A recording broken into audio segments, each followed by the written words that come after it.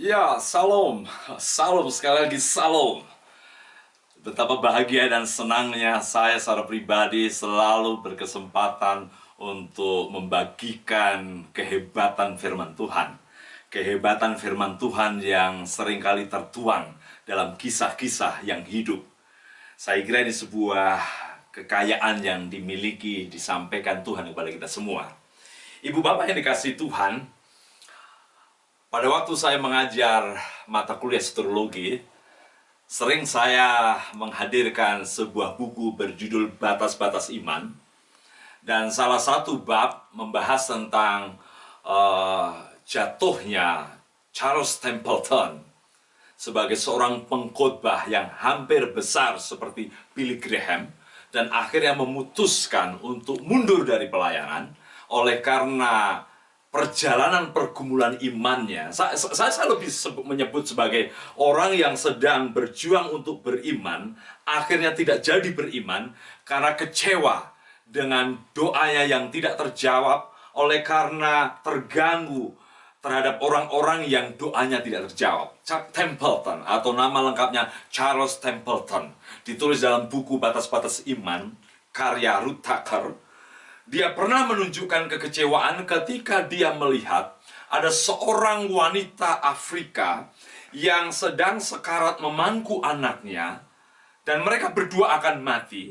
Dan orang ini berdoa kepada Tuhan, "Tuhan, tolonglah, saya tidak minta hujan deras di tempat ini. Saya hanya minta beberapa tetes air untuk membasahi mulut anak saya dan saya, supaya saya tetap survive." Singkat ceritanya, tidak ada hujan. Wanita ini mati, anaknya juga mati. Dan sudah biasa kemudian mereka pasti menjadi santapan burung-burung bangkai. Ini salah satu hal yang membuat Charles Templeton dalam tumpukan-tumpukan keraguannya akhirnya tidak jadi beriman pada Kristus Yesus. Kalau seandainya dia melaju melayani Tuhan, mungkin dia adalah kembaran pemberita Injil yang besar seperti Billy Graham. Dan dalam catatan hariannya dia selalu berkata, "Aku cemburu dengan Billy Graham karena dia tetap terus pada imannya, iman terhadap sesuatu yang saya tidak bisa pahami, iman terhadap sesuatu yang saya tidak bisa kenali." Dia memutuskan untuk menjadi ateis, agnostik. Ibu bapak dikasih Tuhan, saya kira kita sering juga menghadapi realita-realita ketika kita sedang menghadapi masalah, kita berdoa. Dan selalu ketika kita berdoa, kita selalu berbicara persoalan, mari kita beriman dalam doa kita, supaya Tuhan menjawab masalah kita, supaya Tuhan menjawab persoalan kita. Dan juga cukup sering barangkali saudara gagal dalam tanda kutip, ya, tidak menerima jawaban sesuai dengan apa yang saudara mau.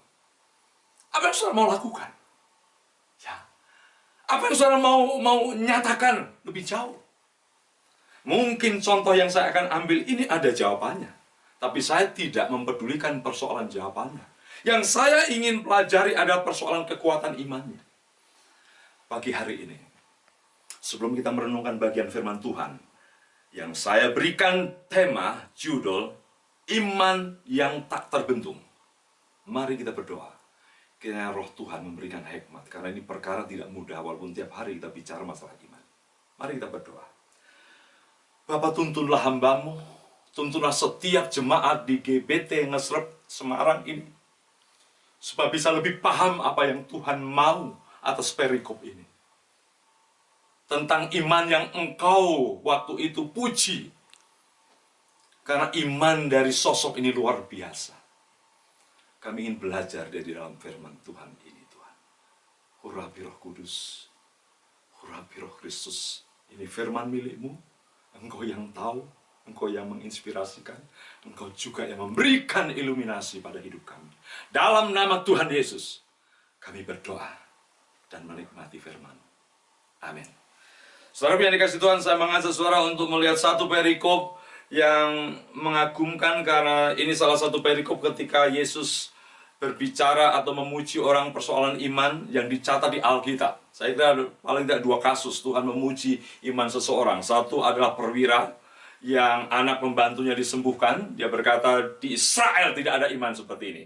Dan yang kedua adalah iman yang ditunjukkan oleh seorang wanita Kanaan dari Fenisia, Sidon, ya, yang Yesus juga mengatakan, ibu besar imanmu. Saudara, mari kita lihat apa yang penulis sampaikan tentang peristiwa yang hebat ini. Hebat berkaitan dengan iman wanita Kanaan dalam Matius pasal 15 ayat 21 sampai 28. Mari kita lihat bagian firman Tuhan ini. Matius pasal 15 ayat 21 sampai 28, demikian bunyi firman Tuhan. Lalu Yesus pergi dari situ dan menyingkir ke daerah Tirus dan Sidon.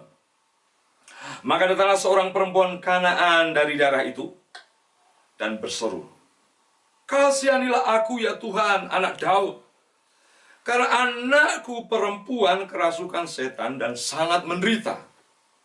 Tetapi Yesus sama sekali tidak menjawabnya. Saya tertarik begini. Yesus sama sekali tidak menjawabnya. Lalu murid-muridnya datang dan meminta kepadanya, "Suruhlah ia pergi. Ia mengikuti kita dan berteriak-teriak." Jawab Yesus, "Aku diutus hanya kepada domba-domba yang hilang dari umat Israel." Tetapi perempuan itu mendekat dan menjembah dia sambil berkata, "Tuhan, tolonglah aku." Tapi Yesus menjawab, "Tidak patut mengambil roti yang disediakan bagi anak-anak dan melemparkannya kepada anjing." Kata perempuan itu, "Benar Tuhan, namun anjing itu makan remah-remah yang jatuh dari meja tuannya." Maka Yesus menjawab dan berkata kepadanya, "Hai ibu." Saudara perhatikan baik-baik bagian ini. "Hai ibu, besar imanmu. Maka jadilah kepadamu seperti yang kau kehendaki." Dan seketika itu juga anaknya sembuh. Woi, luar biasa saudaraku. Wah, seperti saya katakan tadi, dua kasus Tuhan memuji seseorang memiliki iman yang luar biasa. Itu sebabnya saya tidak ragu-ragu untuk memberikan tema judul pada perikop ini, iman yang tak terbendung.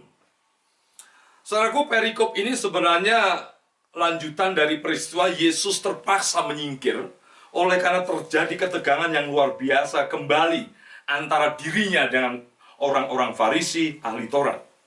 Pada pasal 15 ayat 1 sampai 20 diberitahukan di situ, ya, orang-orang Yahudi menegur murid-murid Yesus, mereka ini tidak cuci tangan, tidak membersihkan, ya, mereka ini kotor, najis. Sampai Yesus bilang, yang membuat najis dan kotor itu bukan yang masuk ke dalam, tetapi yang dari luar.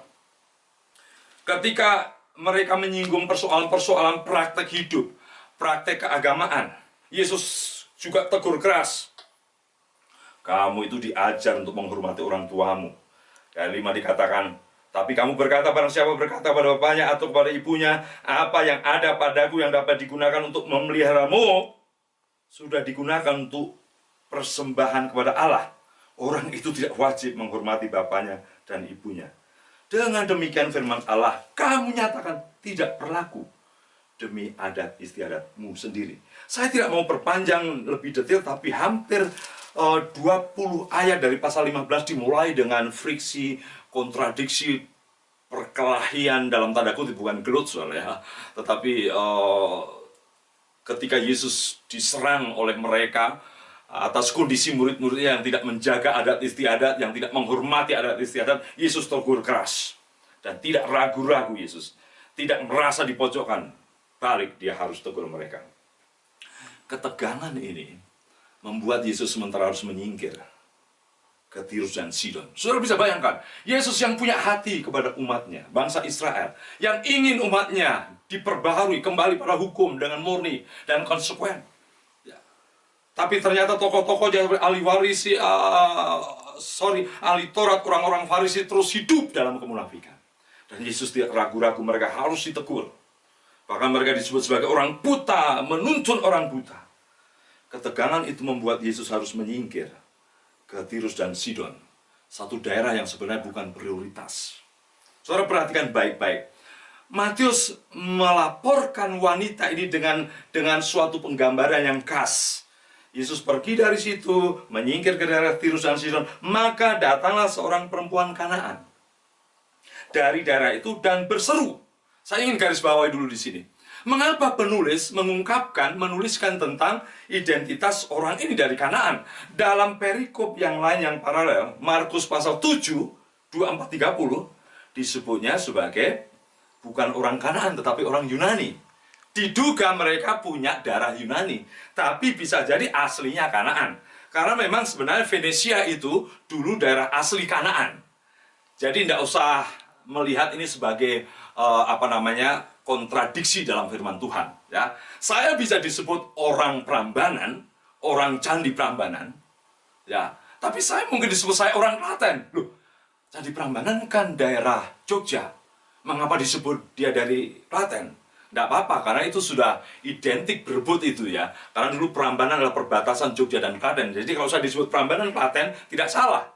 Walaupun orang menyalahkan Prambanan itu, Candi Prambanan itu milik orang Jogja. Itu persoalan historis.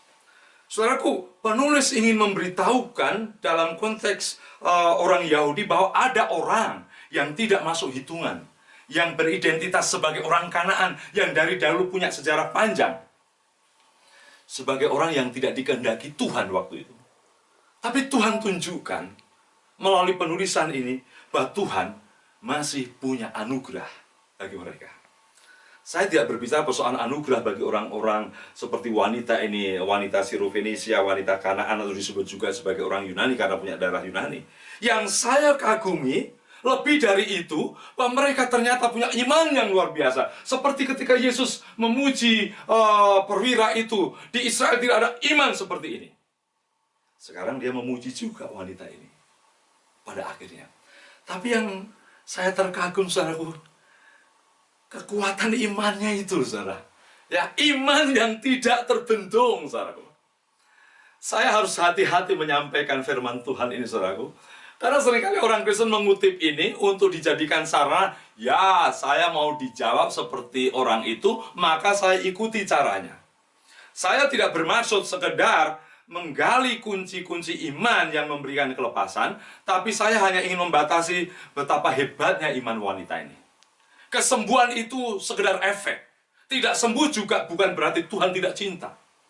Tapi urusan kita adalah memiliki iman yang hebat seperti wanita ini. Mengapa Yesus puji? Ibu besar imanmu. Saya baca dan saya renungkan luar biasa. Pertama adalah, mengapa wanita ini dipuji imannya? Pertama adalah karena dia tidak mengenal dan tidak dihentikan oleh jalan yang seolah-olah buntu. Wanita, perempuan Kanaan ini, perempuan dari kawasan Tirus Sidon, Venesia ini, wanita yang tidak mau dia di-cut oleh, diblokir oleh jalan yang buntu. Perhatikan baik-baik. Datanglah seorang wanita, perempuan Kanaan, seorang perempuan Kanaan. Kemudian ayat 23, perempuan itu minta tolong pada Tuhan karena anaknya kerasukan setan. Ya. Tapi 23 dikatakan, Yesus sama sekali tidak mau menjawab. Jadi ini bukan sekedar Yesus nggak tahu, pura-pura nggak tahu, jelas ini tidak mungkin. Tapi betul dia tidak mau menjawab. Hatinya mungkin sedang tegang dengan orang-orang Farisi ahli Taurat karena kemarahannya. Pada satu sisi ingin memulihkan Israel, makanya berkali aku datang diutus untuk hambaku, untuk domba-dombaku Israel. Maka dia fokus di situ. Jadi karena komitmen prioritasnya untuk orang Israel lah, dia tidak mau banyak bersentuhan dulu dengan bangsa lain. Maka dia dikatakan itu sama sekali tidak mau menjawab. Wah, tapi wanita ini luar biasa. Wanita ini menunjukkan imannya hebat tak terbendung karena ketika Tuhan tidak mau ngomong apa-apa, saya kira mungkin gerak-gerik wajah Yesus kelihatan lah ini sengaja nggak mau ngomong dan memang komit nggak mau ngomong.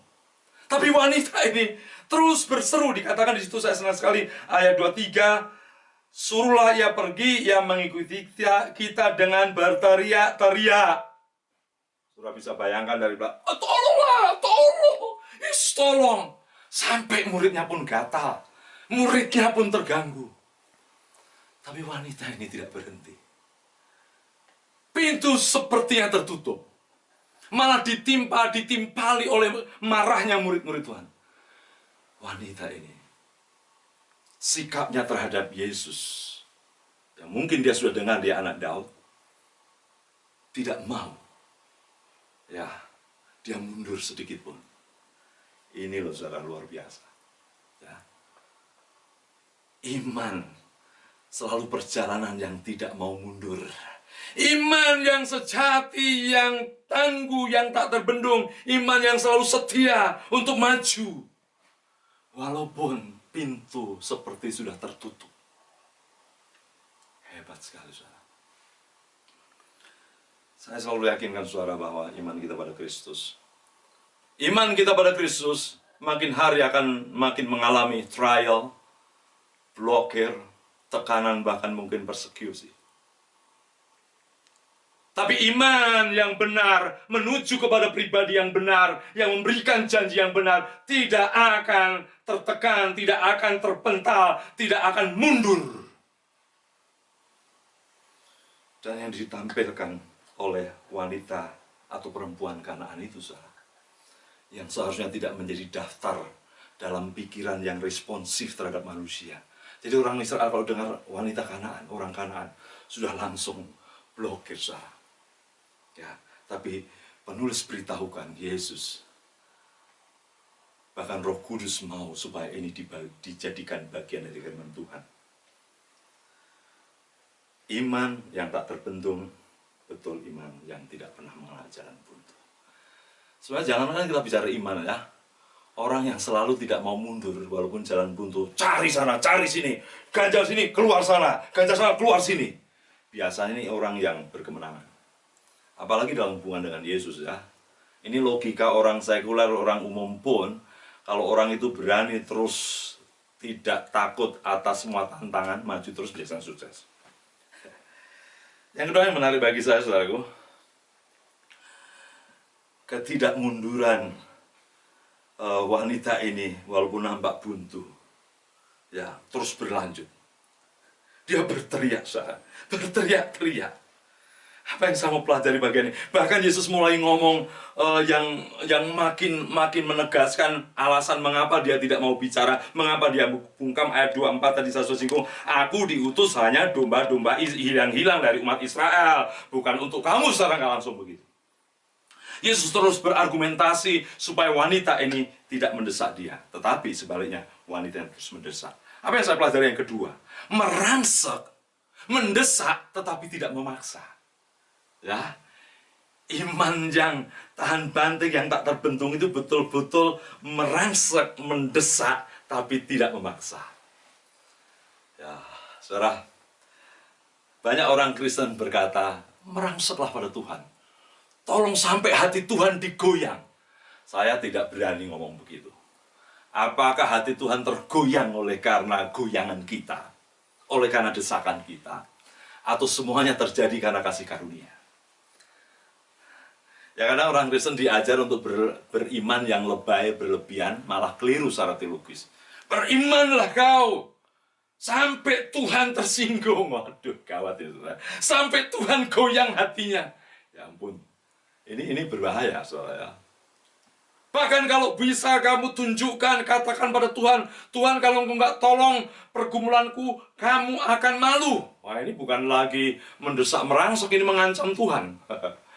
Saya kira ibu bapak sering juga gitu, bukan? Ya, kalau di rumah doa menghadapi masalah, awal-awal tensinya belum kuat, tekanan bebannya belum kuat, masih Tuhan, saya berharap engkau tolong. Ya, tekanan beban mulai kuat, belum ada jawaban, Tuhan, saya minta tolong. Lebih kuat lagi, nggak ada jawaban 2 minggu, Tuhan, jangan permalukan anakmu. Tertekan lagi, belum ada jawaban, meningkat lagi. Meningkat apa? Tuhan, jangan kau permalukan dirimu. Emangnya kalau doamu nggak dijawab, Tuhan malu? Tuhan hancur harga dirinya. Bahkan yang paling ngeri, saudara, tidak sedikit orang Kristen yang dangkal imannya, dangkal pengertiannya, ngancam dan mau merugikan semua kepentingan Tuhan. Tuhan, kalau kau tidak jawab doaku, ingat baik-baik, ngancam, saudara ya. Besok minggu depan akan ada beberapa kursi lowong karena seluruh keluargaku tidak akan datang ke gereja. Ini bukan lagi iman yang benar, bukan yang merangsek tanpa memaksa. Ini sudah memaksa Tuhan. Kalau engkau tidak jawab doaku, ingat baik-baik, banyak sekali dana-dana yang akan terpotong karena sebagian keluargaku orang yang punya duit. Oh maaf men, Tuhan jawab, itu anugerah Tuhan. Saudara marah nggak marah, saudara mengancam dan berkata merugikan pekerjaan Tuhan, Tuhan tidak pernah rugi. Anda yang rugi. Lihat belajar wanita ini, saudara. Wanita tidak memaksa, saudara. Wanita ini merangsek tetapi tidak memaksa. Ini iman yang bagus. Silakan saudara terus merangsek, memohon belas kasihan Tuhan. Saya kira banyak nabi yang mengalami pengalaman hidup beriman seperti itu. Merangsek, Tuhan, aku mohon berdasarkan kasih karuniamu, belas kasihanmu. Dia tidak mencoba menyampaikan kredit poin yang sudah dikerjakan. Tuhan, saya kan hambamu, sudah melayani panjang, masa kau nggak jawab? Itu namanya dulu pelayananmu berarti penyuapan bagi Tuhan. Kalau saya berbuat baik, nanti Tuhan akan berbuat baik bagi saya. Itu penyuapan. Saudara berbuat baik, ibadah, setia, melayani Tuhan bukan dalam rangka untuk minta balasan Tuhan. Kita setia melayani Tuhan karena kasih karunia-Nya yang membuat kita setia melayani. Kita melayani Tuhan karena Tuhanlah yang membuat kita setia melayani, bukan karena kita ingin dapat imbalan Dia. Iman yang tak terbendung dari wanita ini, iman yang merangsek tetapi tidak memaksa Tuhan. Dan berikutnya saya kagum. Imannya masih terus berlanjut, saudaraku. Kekuatan dan daya imannya berlanjut. Dengan apa? Rela harga dirinya terbanting, tapi tetap memohon. Saya agak hati-hati, saudara, menafsirkan bagian ini. Saya takut kalau orang Kristen membaca ini tidak benar, saudara, akan juga marahin orang lain dengan sikap seperti Yesus. Saudara, renungkan baik-baik. Yesus berkata apa? Tidak patut mengambil roti yang disediakan bagi anak-anak dan melemparkan kepada anjing. Wah, kasar banget Tuhan Yesus. Masa bilangin orang anjing? Tunggu dulu, saudara. Konteksnya beda. Kalau saudara ambil konteks itu bagi pikiran kita, kasar Tuhan Yesus. Saya kira Yesus tidak bermaksud kasar. Yesus bukanlah tipe orang yang merendahkan harga diri orang. Menegur orang, iya. Mengoreksi kesalahan, iya. Tapi Tuhan bukanlah orang. Pribadi yang waktu itu Allah menjadi manusia. Merendahkan orang, tetapi Dia mau menyatakan apa adanya.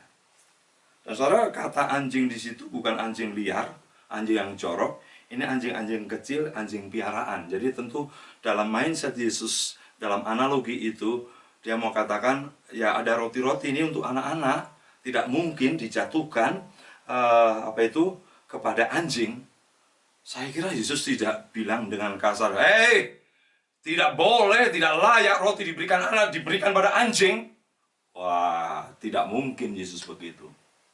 Ya, luar biasa. Yesus hanya mau menegaskan, aku datang untuk domba-domba Israel yang hilang. Dan aku datang untuk anak-anak itu. Itu yang Yesus maksud. Tapi dalam kacamata wanita ini, walaupun Yesus tidak merusak, tidak bermaksud menghancurkan harga diri, tapi wanita ini luar biasa. Wis, jawabannya keren sekali, saudara. Namun, anjing itu makan remah-remah yang jatuh dari meja tuannya. Lihat baik-baik. Wanita ini tidak menekankan kepada penilaian sebagai anjing, tetapi dia menekankan sebagai, ya memang mungkin saya seperti anjing itu, tapi saya butuh roti. Saya mau katakan begini, Yesus tidak merendahkan martabat wanita itu, tetapi wanita itu rela menaruh dirinya seperti anjing piaraan itu, yang mungkin bukan prioritas, tidak harus mendapatkan prioritas, tapi butuh roti. Simpel yang saya ingin ajak kita semua pelajari. Wanita ini rela dirinya merendah, bahkan menganalogikan seperti anjing itu, walaupun Yesus tidak bermaksud melukai hati dia. Artinya apa?